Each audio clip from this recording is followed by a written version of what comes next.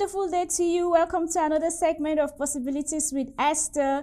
I am Esther James, as you know, all the way from Ntr Tv, bringing to you this motivational, inspirational, and of course, sometimes entertaining program just to channel your mindset into the possibilities of life. Okay, so last week we talked about how to find your passion and also how to differentiate between your passion and your hobby. I hope you didn't miss it.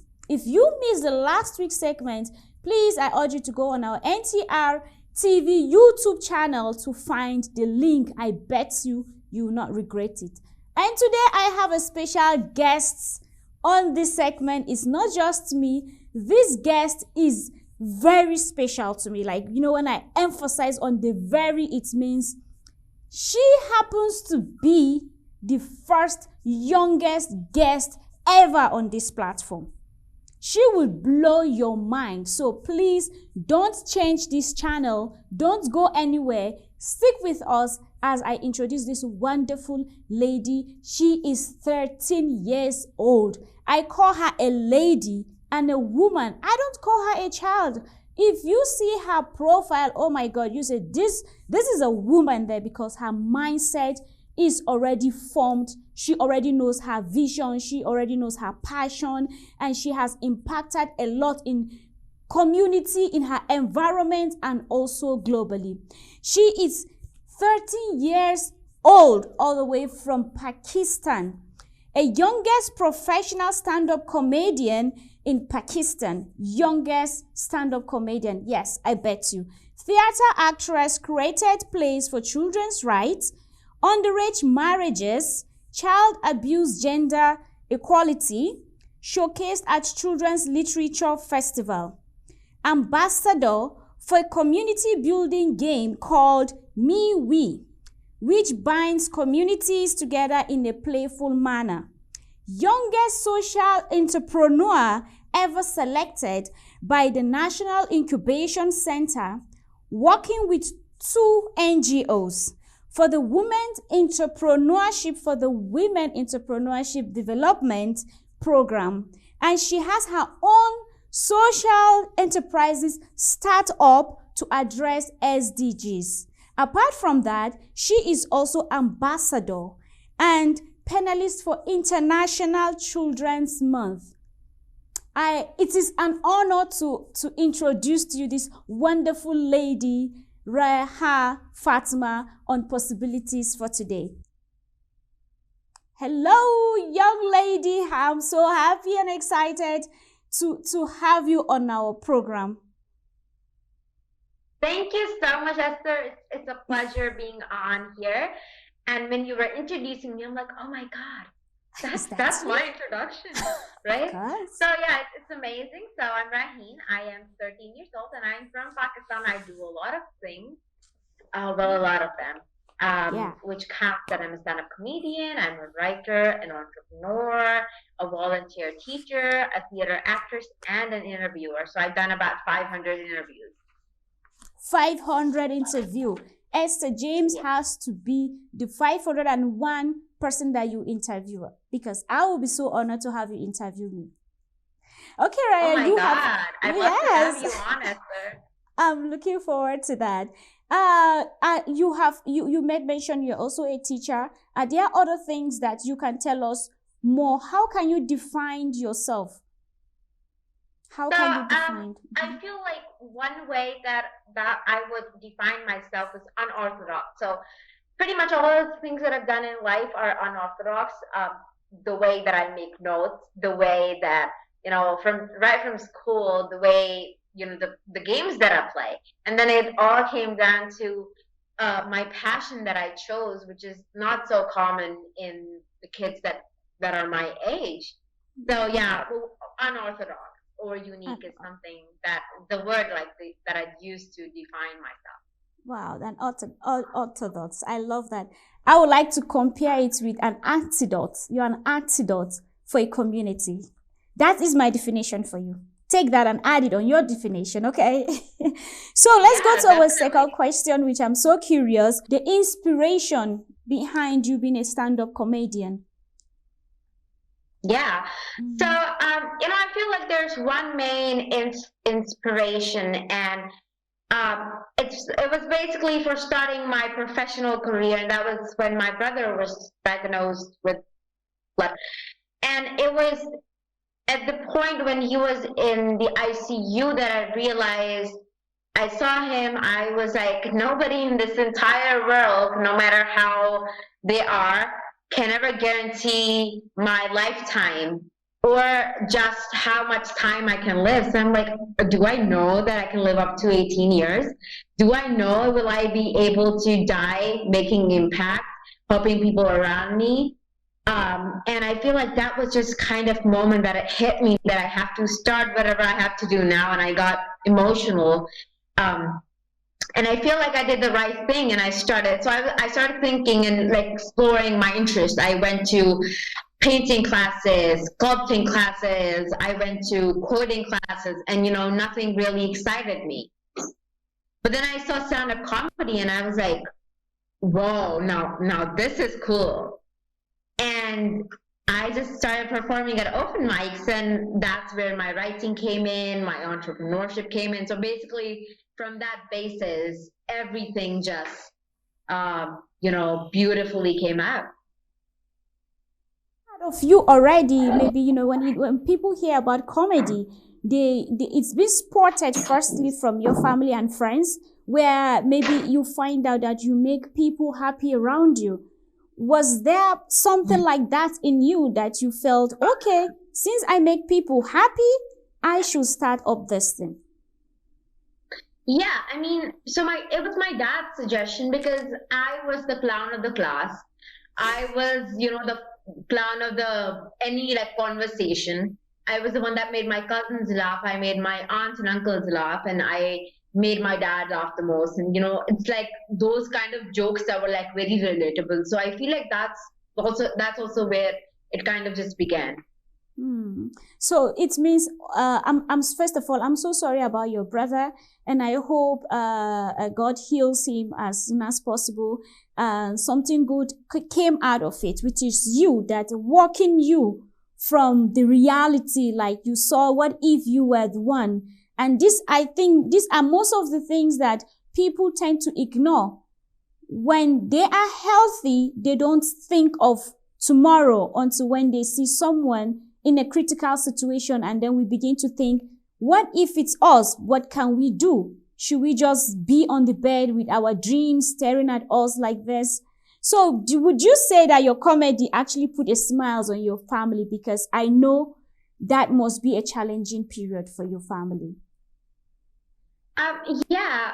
So it wasn't like if there's one person that is affected by any disease, Mm-hmm. um, it is the entire family that goes through it. It's like I was with my grandparents, and my mom and dad were away at the hospital, so we see each other once a month. And imagine how hard that is for like a 10-year-old to survive, on their own in their grandparents' house.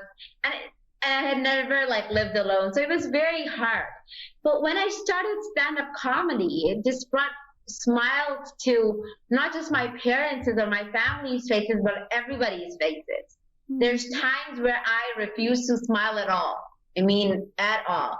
And then I felt like, oh my God, people come with their office buddies, people come with their sweethearts, people come with everybody, and they just come and enjoy themselves because of the relatability that there is in my life and their life, that thing that is in common. So I was like, just, wow. Let me confess this to you. The moment we speak, the moment I speak with you, there's this spirit you have that makes me smile. I just want to look at your face and I smile. Even without you saying anything, I just smile. So I would like to ask you this question. As a young lady, you, for this age, do you think your profession kind of affects your childhood experience? Every child has this childhood experience.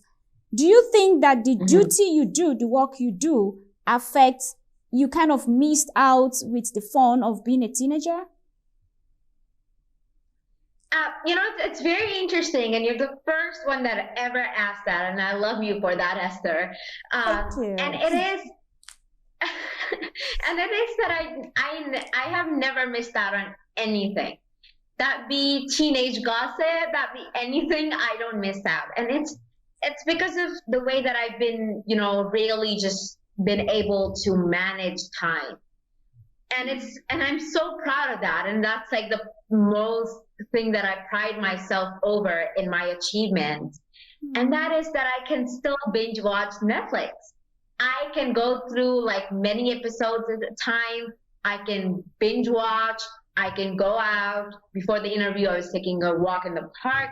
So this is something that I have to strike a balance with. Now, I can't give a lot of my time. Of course, I have to schedule things that meet chats with my friends and hanging out and going out for shopping. So I feel like that is something that I've never missed because of my time management and because of my parents understanding the fact that if I am so professional, if I'm acting like I don't know, like a 60-year-old by now, does not mean that I am not a 13-year-old. So yeah, they let me enjoy and go wild. Okay, talking about time, I love the fact that you can manage time. I am struggling. I am 35 years old, will be 36. I'm still struggling with managing my time. So how do your friends, your colleague, I'm so curious to know, your friends, you try to go out with your friends. When you are trying to manage your time, don't they feel like, she's too serious, or kind of you feel the level of their thinking does not connect with you? Do you go through this kind of experience? Mm-hmm. That does. I mean, I'm hanging out with people that are like my grandpa's age, and like they're my very nice friends. I do projects with them. Like, dude, you're turning in an old dude. And again, it is that something, but it is an art of relatability that I think keeps me going, at least because I have to be relatable in every conversation that I have. Right here, I have to be relatable to you. And then when I talk to my 5-year-old brother, I have to be relatable to him. So I have to be relatable. And when I'm going there, I'm talking about boy bands. I'm talking about what's been going on. I'm talking about how hard math homework is. So I'm talking about what they like and what is something that is, a certain age group would like. It's not that I necessarily would gossip, but something that is appropriate for me to talk about. But if I'm talking professionally, then I have to show my professionalism there. Yes, they make fun of me saying that I'm an old person, and it's like if I'm like out with my cousins, and then in the middle I'm like, oh my god, I just scheduled this interview and I have to do it like right now, and they're like, do you have to? And then I do this interview and I get this over in like 20 minutes, and then I run back to them. So these things do happen, but I feel like my friends have learned to bear with me, honestly.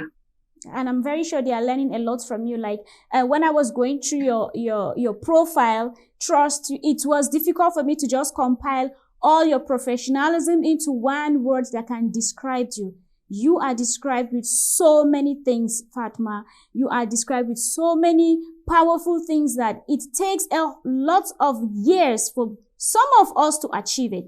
And you achieve it within the shortest period of time. What are your most close projects?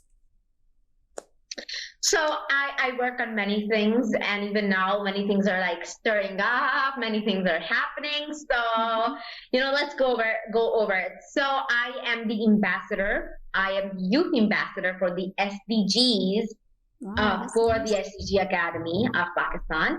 And I am also the ambassador of the MeV game, which is basically a board game that can be played physically and online, which binds the community together using SDGs and a lot of values, talents, so many things. So it's amazing. And I am also the ambassador, and I'm also looking after Pakistan and all the, love, care, and respect activity happening here in Pakistan for International Children's Month. So I basically advocate for the love, care, and respect of children. And we do sessions and panels with children that are my age or older, children there are children and tell how they want to be loved and cared and respected, and how important that is for their social and emotional growth, also the well-being of the society and the community. So that's one thing that I talk about. And well, gosh, there's so many things. It's like I'm running.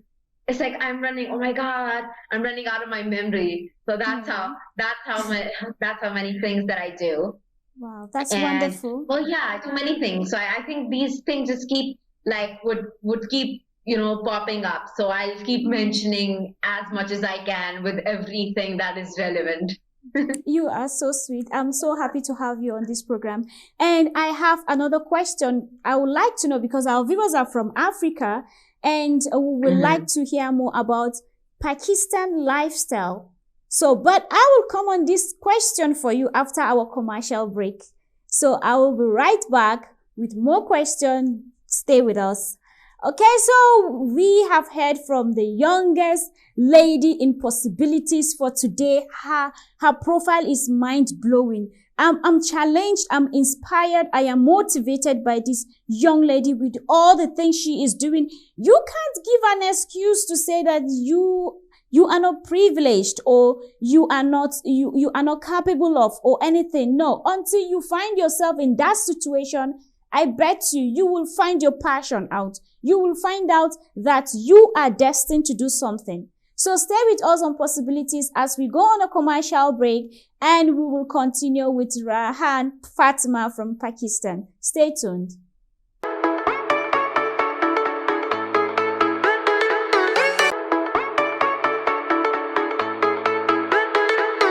Okay, welcome back to the second segment of Possibilities, and I have a wonderful lady, a wonderful inspirational motivator, stand-up comedian, not only stand-up comedian, youngest stand-up comedian all the way from Pakistan, sharing into her experiences, her project, and we are going into her mindset right now. RAHEEN FATIMA, I'm so happy to have you back again after our commercial break. And before the commercial break, I said I was going to ask you a question about Pakistan. You are already an influencer, a young lady. I don't know much about Pakistan. What is your motivation that you are trying to impact? What is that problem you're trying to find a solution or impact in your community or environment? Interesting.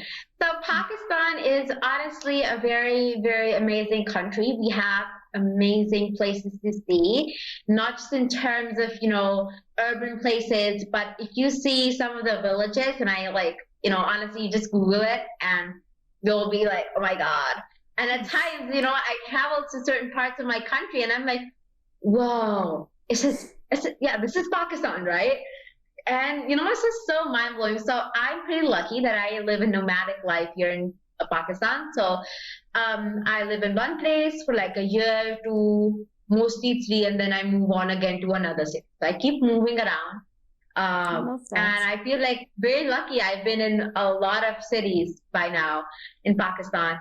Now, talking about my impact. Now, since I was pretty young, I would see people that were not as financially, independent, or were not so financially empowered, or sometimes they had all the finances they needed, but were not socially empowered, or were not emotionally empowered. So I feel like that is an important thing. And to make an impact, or to now empower somebody, you need finances yourself. That be monetarily, empowering somebody, or in any way possible. And I was like, business, I'm impacting people, I am generating money, I'm contributing to my country's economy. And what else do I need? I've got a good thing, right? And I think that is where it came out, the purpose of my life, and that was to empower everybody around me, regardless of their race or religion or caste or creed, because at times we may miss some people out. And I feel like we shouldn't generalize. If one person from a certain community is a certain way, does not mean the whole community is. So, kill the stereotypes and empower everybody around me. That is, my thing. It's your thing. There's one thing I picked from what you said. You said you travel. You travel to Yeah. different cities. And this is what Yeah. some of our youth don't want to leave their comfort zone. And another way to impact on the humanity, you need to know how the other society are living. You need to know what is going on in the other cities. So really bravo. I love that part about your impacting into your community. Now, what are the challenges you go through being who you are? Oh my God, Esther. I mean, I am so in love with you right now because the thing is that I've been interviewed like a lot, and everybody has the same questions, and you've asked different questions. Yeah. And it comes down to the challenges because everybody wants to know the sweet part, but not, the part where we need to work. Now, one thing that I'd like to tell before I answer this question, working hard is a very nice thing. But I feel like for whatever success is to you, my definition of success may be different, yours may be different. That one thing I can tell you for sure is that smart work and hard work is needed. If you're just trying to work for something that you have no idea what it is and you're not being smart at the moment, then there's no sense in hard working for it or working hard for it. So I feel like hard work and smart work would make that cute, sweet and sour, and then you be the chicken. So like sweet and sour chicken. What I did there. Yeah, I mean, I can be funny sometimes. Yeah, you are, and I'm liking it. And so, my challenge is first, imagine an 11-year-old coming and showing professionals. I've heard so many things, and first, I mean, my parents, they believe in me, believe in me, and it's like at times I don't believe in myself, but they're always with me. But people that it's not saying the family, but people it was very different, and in the place that I live in, it is very unusual for a young girl or any girl to just do what she wants, right? Mm-hmm. But it also happens when she is empowered and surrounded by the right people. And I was, and God sent me down to the right parents, I guess. And I feel, well, every parent's right, but I am lucky. And so is everybody else, but everybody just needs to realize that. And my parents saw the potential and they just wanted me to, explore everything. I've spent a day with a doctor, with a dentist, with so many other professionals so that I see how their life is and maybe would I want to be something. When I spent a day with an entrepreneur, I was like, I am in love with this. I am in love with stand-up comedy, and there's so many more things. Mm-hmm. So first, being a girl in this society working, and then being an 11-year-old, and then, shifted on from 11 to 12, and then 12 to 13. And, it's been, next week, it's going to be 2 years for whatever I've been doing. So it's like life has been very, very fast for me. And it's I love that. It's so fast because you've achieved so much. Yeah. And, I was so surprised last night. I was like, wait, in these 2 years, I've got an award. I've been featured in magazines. I've been featured in newspapers. I've been featured in so many things, and I'm like, I'm just 13. So I had this personal celebration last night, and I feel like a very big challenge for me is being my age, a girl, and on social media is where I'm pretty active. I get weird messages. That's my way of saying it. I feel to respect a woman on social media is something very important, something I'm very passionate about.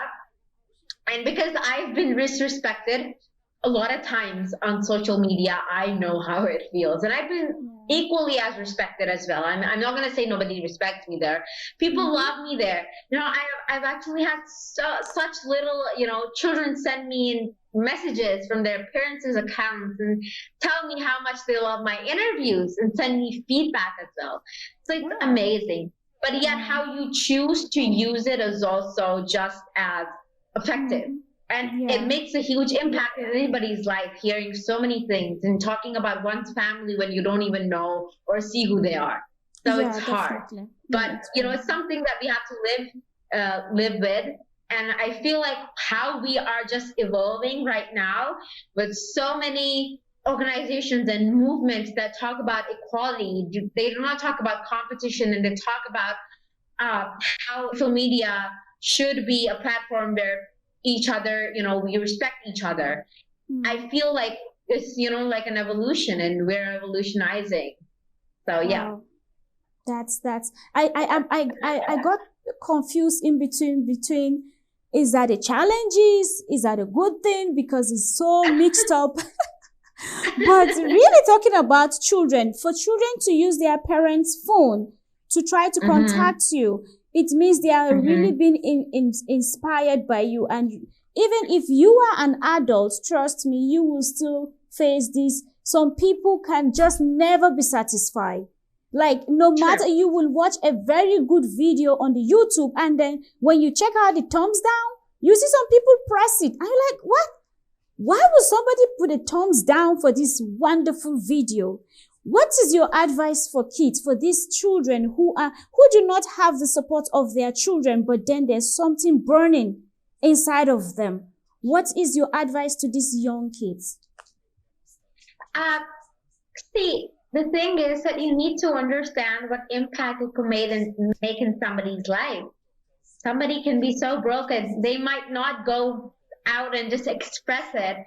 It is important. As much as I say, oh my God, I don't care, I've grown such a thicker skin, that is true to some point, but at some point I would feel, but why? Just look for it, and do not hate anybody.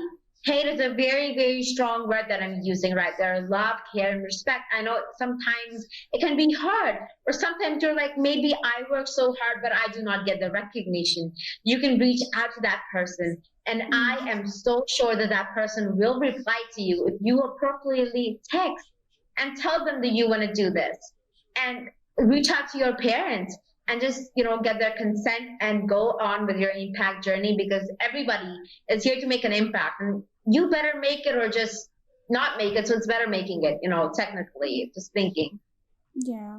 You said the environment, our government, our lifestyle, everything is formed by our parents.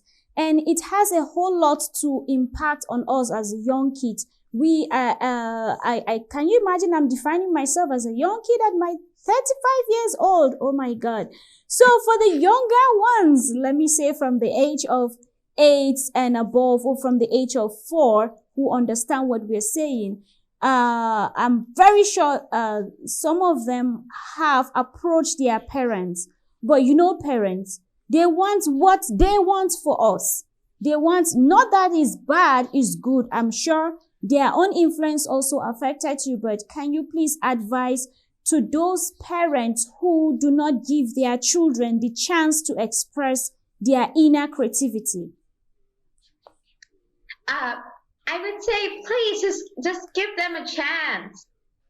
You know why? It's because rather than just having a safe lifestyle with a safe degree, that even if you lose one job, you'll get another one. So it's like a safe life. It is better for them to have a fulfilled life. And let me tell you, like right now, I mention my mom and dad everywhere that I go. You'd be that one person, and your children would be your pride, because they'll mention you everywhere that they go. You'll be their sunshine. Or if not, then they grow up to just, they can't wait to be 18 and get out of your clutches, so to say. So I feel just, kind of let go. I know it's hard to just imagine your child's future that isn't safe. Anything could happen. They might be, financial issues. But kind of go at some point. Like, let them enjoy, and then understand, and have them spend time with the professionals, and understand that this work may not be appropriate for them, or this work may not be as inspiring or as cool as they thought. And they'll understand. I'm sure they're children, but they have the brains as well. I pray our parents are listening to this brilliant advice. You made mention about success. This is I love this question. And I love the response. Before you even say it, I'm already excited with the answer. What is your life philosophy? Your mindset to life? You know, so there's one thing that I'm going to say before, like a short point I'm going to say before I answer this question. Mm-hmm. That is, I feel like where I am now is just because of one thing. I've never took breaks. I haven't ever, took holidays, never reached out to my social media. I've never faced depression or anxiety. It's just because of one thing. When I was about to join in the professional world, my dad did this, I don't know, like a synopsis with me. That's, I think, what he calls it. And he asked me these questions that were about my life. What do I want to do? What are the milestones that I want to reach? And what exactly the impact I want to make? Then how is it going to help me, the people of God, and my religion, right? So how am I giving back? And when I answer these questions, like, okay, you're good to go. It's because when we do not come in with a clear mindset, thoughts get jumbled up, and that is what leads to us not being at times as passionate about our work, or not being so clear in our minds. And that is I think, the leading cause of depression. You just go in with, like, you ask yourself questions, and if you're able to answer them, it just goes away. So the point being, my philosophy of life is, I do any action that helps me, the people of God, and my religion. If it helps the three of these things that I know is appropriate religiously, just thinking from like a human perspective, like a moral, perspective, and align with my personal values. So set your values before you do anything in the world, because the thing is that if you know how, where, what to do, and even if you not have quite just got it yet, but have like the idea, then you're good to go, because that you have that state of mind, is that's what I want to do. Because when you have so many things that you do one thing, leave the other, and then so many things, it's just that you're like, okay, what am I? And then that's where you go on soul searching trips. I mean, that isn't bad, but this search yourself before the process begins, because in between the process you'll be stuck in a very let's say a very difficult and uncertain phase of your life and a point of your life. Wow, that's a very, very, very powerful one.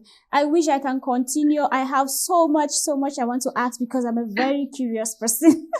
And I love your energy. I could feel your energy from a distance to this studio. And I am so excited to have you, and hoping someday we could have a project, be it in Pakistan or in Turkey. I'm really looking forward to meeting with you in person, RAHEEN, Fatima. Let's go to the last questions for the day. Possibilities with Esther. As you can see, you are one of the ambassadors for possibilities, because people get to learn a lot from you. Can you give your final advice to possibilities and also Ntr TV viewers as our last question?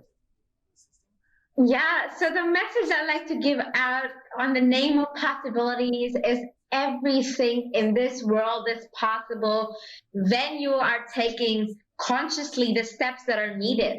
Now, not everybody knows the steps to that. Make a mentor, meet somebody on social media. Guys, we have Instagram and Facebook, LinkedIn. We can meet anybody that we want now. You can ask your parents, ask somebody that you trust. And I feel, and I know, and I haven't quite seen any of you, honestly, that are watching this, besides the one that know me personally, but I know that you're beautiful. I know that you can change, impact the world. And I remember when this COVID-19 hit the world, I was like, oh my God, what if I get it? Oh my God. But I'm too impactful, and I'm too passionate to just be out of action. And it isn't just me that was, just being like that. And I somehow, to some people, sounded selfish. But my thing is that everybody in this world is able to change the world upside down for a greater cause. So I feel like be that one person. You want to contact me, my Facebook is RAHEEN Fatima. That is where I'm most available. LinkedIn is the same, and my Instagram is the same. Though Instagram I'm not so active on, just honestly. So just text me there, drop an appropriate text, and I reply it, and I help you on this journey. And if you want to be an advocate for love, care, and respect too, you could always join me, and the same process for that as well. Yeah, that is right. And Fatima, I am so happy that you've mentioned. And trust you me, I'm going to pull them through there. And I'll always be on your page every time. Okay, we are coming to the end of the program. And thank you so much once again, RAHEEN Fatima, for having you on our program. We have learned a lot from you. Personally, I have learned a lot from you. In fact, I feel like, Esther, what have you been doing with your years? You're 35. What have you been doing? This lady made a huge success within 2 years. But that's why we have possibilities. So thank you again, RAHEEN Fatima, for this program. And to our great viewers, we are coming to the end of program for today. I hope you have picked a lesson from this young, powerful lady, woman in the form of a teenager. For me, I see this lady as a whole inspiration. And there is so much I feel we can do to encourage our youths, to encourage our young ones. When we start at a younger age, when we realize our potential at a younger age, I'm telling you, the number and number of community environments, the world that we will impact is greater and greater and greater than even an adult who start at the age of 60. Now, I am not saying at the age of 60 is too late. No. My point here is to encourage our parents to please look deep into our young ones and see where their inner potential is. If they are bringing up a project, please try to listen to them. And the younger ones, do not forget your purpose, okay? Try to learn, try to study, when you're on social media, please filter and know what exactly you are trying to do. Like what our sister here